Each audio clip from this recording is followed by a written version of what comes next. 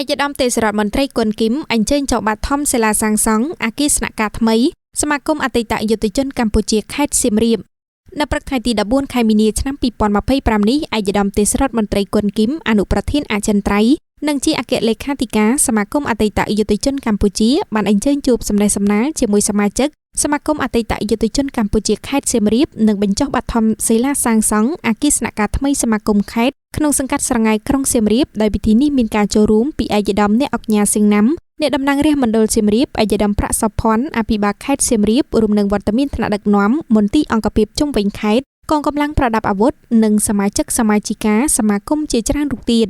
មានប្រសាសន៍ក្នុងឱកាសនោះឯកឧត្តមទេសរដ្ឋមន្ត្រីគុនគីមបានថ្លែងការកោតសរសើរនិងវិតម្លៃខ្ពស់ចំពោះការខិតខំប្រឹងប្រែងកន្លងមករបស់ប្រធានសមាគមអតីតយុទ្ធជនកម្ពុជាខេត្តក្រុងស្រុកទូទាំងខេត្តសៀមរាប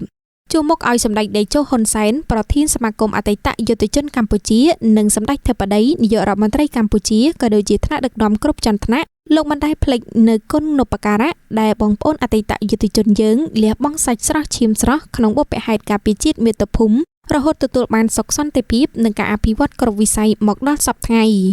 ឯកឧត្តមទេសរដ្ឋមន្ត្រីក៏បានថ្លែងការណែនាំដល់ថ្នាក់ដឹកនាំនិងសមាគមអតីតយុទ្ធជនកម្ពុជាខេត្តនិងនៅតាមក្រុងស្រុកត្រូវបង្កើនការយកចិត្តទុកដាក់ចំពោះអតីតយុទ្ធជនដែលខ្វះខាតយុទ្ធជនជួបការលំបាកឬបញ្ហានានាហើយត្រូវឆ្លើយតបដោះស្រាយឲ្យបានទាន់ពេលវេលាជូនពួកគាត់ជាពិសេសសម្រាប់អតីតយុទ្ធជនអត់ទីលំនៅអត់ដីសម្រាប់បង្កើនផលជាដើមត្រូវស្រង់ទិន្នន័យហើយរៀបចំសង់ផ្ទះនិងបែងចែកដីសម្បត្តិសង្គមគិច្ចជូន